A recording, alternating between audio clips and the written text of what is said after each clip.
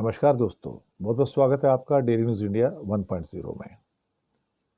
Elon Musk ने मोदी की गर्दन पकड़ ली है। मोदी हिलजुल नहीं पा रहा है,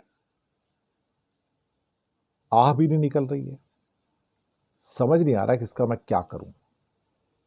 अमेरिका में उसके बच्चों को खिला के आया था ना। मस्क ने मोदी सरकार के खिलाफ मुकदमा दायर कर दिया, वो भी कर्नाटक हाई कोर्ट में, कि भैया जब तुम्हारा दिल करता है, जो तुमको सूट नहीं करता, ट्विटर पे आते हो और कहते हो ये कंटेंट डिलीट कर दो, वो डिलीट कर दो, इसे ब्लॉक कर दो, उसे ब्लॉक कर दो।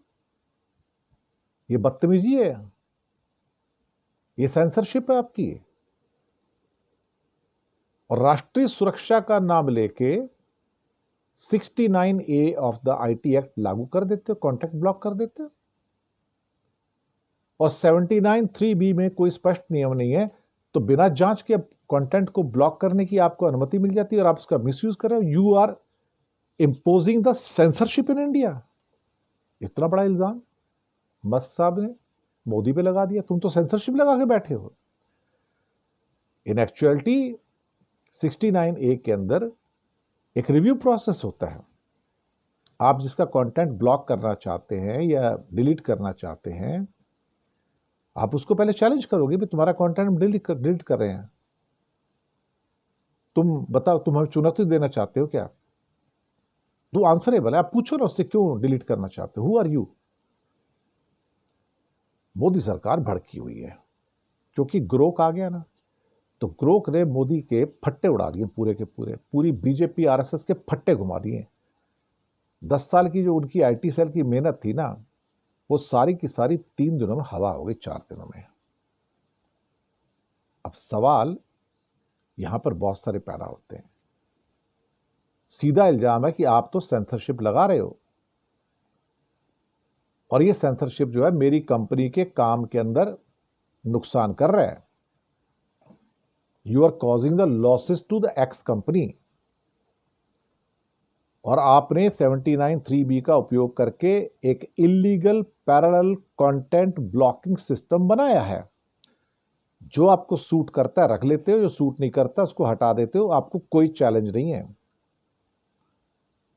आपको एक प्रोसेस फॉलो करना चाहिए था 69A में, आईटी एक्ट में। आप फॉलो नहीं करते, आप उसको फॉलो ही नहीं करते हो। आप तो सीधा 79(3)B का उपयोग करते हैं और ब्लॉक कर देते हो। पैरेलल कंटेंट ब्लॉकिंग सिस्टम बनाया हुआ है, ऑर्डर देते हो। जिसका कंटेंट ब्लॉक करते हो उससे पूछना चाहिए, भाई आपका एक कंटेंट है, मैं इसको ब्लॉक कर रहा हूं, तुम्हें कुछ कहना है क्या? पर आपका तो वो एटीट्यूड नहीं है ना। अब सवाल है,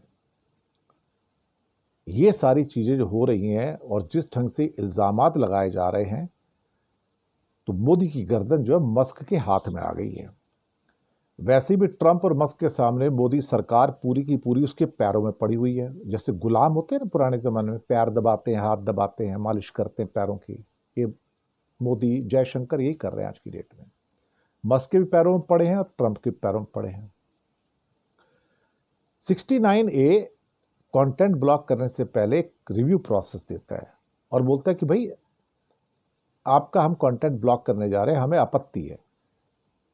तो उसको आगे से रिप्लाई करने का मौका दिया जाता है।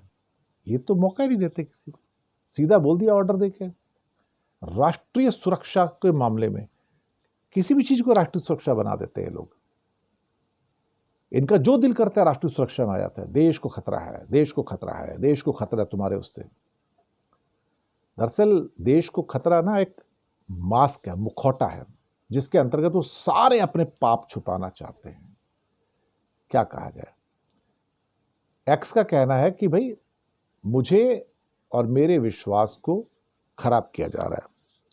17 मार्च को सुनवाई हुई थी, तो कर्नाटक हाईकोर्ट के जज नाग प्रसन्ना ने एक्स कंपनी के ऑफिसर से कहा था कि केंद्र सरकार कंपनी के खिलाफ अगर कोई गंभीर कार्रवाई करती है तो अदालतें वापस आ सकते हैं। सुनने में आया कि केंद्र सरकार ने पूरा का पूरा इंक्वायरी शुरू कर दिया है मस्क के खिलाफ। लेकिन इंक्वायरी से होता क्या है? होता कुछ नहीं। क्या उसके खिलाफ एक्शन ले सकते हो? क्या आज की डेट में क्या मोदी में इतनी हिम्मत है कि वो मस्क के खिलाफ एक्शन ले सके? मस्क के खिलाफ एक्शन लेना इनके बस की नहीं है भाई। मर जाएंगे ये लोग, ट्रंप छोड़ेगा नहीं इनको। ये सारी की सारी, और एक्स ने हाई कोर्ट में सबूत के तौर पर फरवरी 24 में रेल मंत्रालय द्वारा भेजे गए ब्लॉकिंग के आदेशों के उदाहरण भी वहां पर बताए। ये देखो, ये ऐसे आदेश आते हैं। तो ये है सारी की सारी चीजें। तो एपिसोड में अपना फीडबैक जरूर दीजिएगा, बताइएगा प्रोग्राम्स कैसे लग रहे हैं। शुक्रिया आपका।